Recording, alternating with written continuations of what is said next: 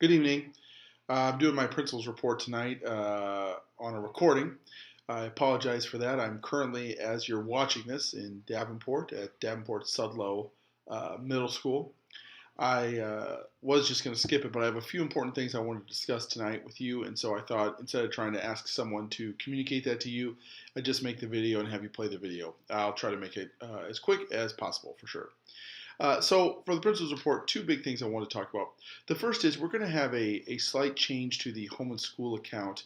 And this is something that's coming from the diocese. When Father Jason and Father Jake left, it's the policy of the diocese to come down and go through books and do all those kinds of things just to make sure that everything's on the up and up. And this is standard policy whenever the pastor changes. So, because of that, they came down, and one of the complaints that the diocese had about our books in general was just that we had so many accounts. The school had tons of accounts, the parish had tons of accounts. There was all sorts of different subgroups and things like that that all had their own checking accounts and savings accounts. So what they're trying to do is combine. To give you an example, as a school, we went from 10 different savings and checking accounts down to two, and they would like the home and school to go from two. Actually, they'd like home and school to become part of our school accounts. We're not going to do that, but we are going to go from two to one. So our plan will be to close the home and school check or savings account, but keep open the checking account. So all the money that's in the savings account will simply be moved over to the checking account. They'll still be able to be reconciled by the treasurer. You'll still have access to all that information. It's not going to really change anything. It's just instead of having a savings account and a checking account, there's going to be one account. And again, there's not a lot we can do about that. This is something that comes from the diocese. And like I said, with this as the school, we went from 10 down to 2. So I think you guys going from 2 down to 1. I don't expect this to be a big issue. If there's concerns or questions, I'd be happy to answer those. People can call me, email me, or we can talk about it at the next meeting. But it is something that we want to try to get done sooner rather than later if there's no complaints. The second issue, and this is something I kind of want some help with, one of the big things for our school is trying to get parents involved. And I know I'm kind of preaching to the choir because right now you're giving up part of your Monday night to sit here in the home and school meeting, and for that I thank you.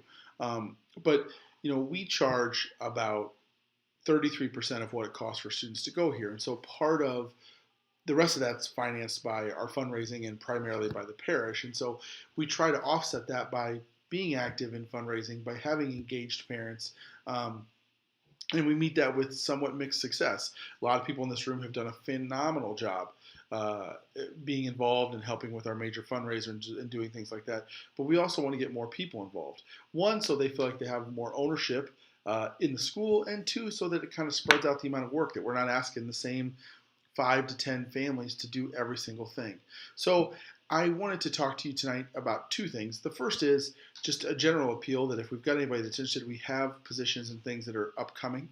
Um, Certainly, we're going to need a new vice president. We're going to need some new positions within the home and school. And then our major fundraisers. One of the big things that I wanted to get back to is this concept of junior chairs.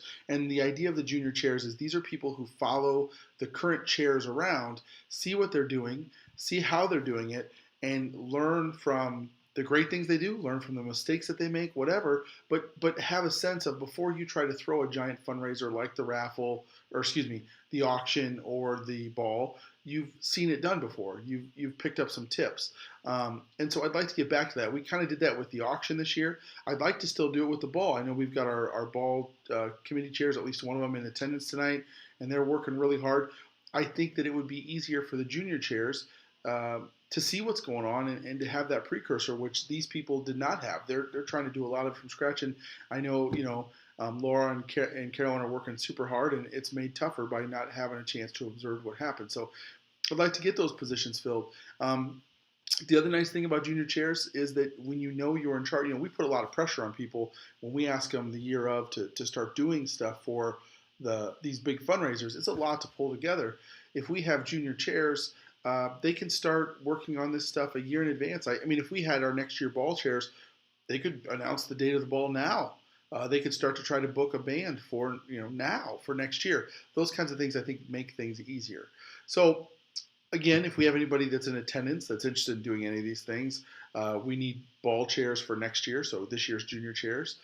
We need junior chairs for the auction. I think we have the auction squared away for the fall, but we need some junior chairs to kind of follow people around. We're going to need some leadership positions within home and school as well. Um, but even more importantly, and this is the second thing, I would love to get some ideas from home and school on how do we do a better job of getting other people involved. Because I don't want it to just fall on the shoulders of the people that are sitting around this table tonight. I want to try to pull some new blood in. I want to try to pull some other families in and get them involved in these fundraisers.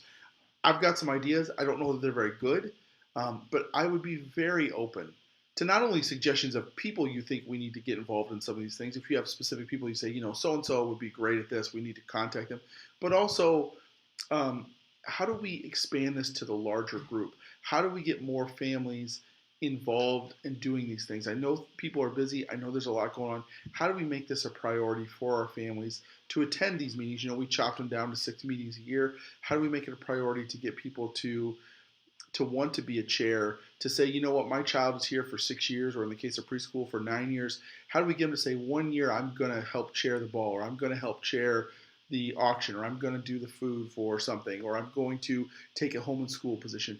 What can we do better to get people involved? And if people have suggestions or thoughts on that, I guess that's my number one appeal. I would love to have some thoughts from outside my own head, because I do want to get more people involved, and I think it would be better for the school and it'd be better for everybody. So that's all for the principal's report. Again, I apologize for not being able to be there in person.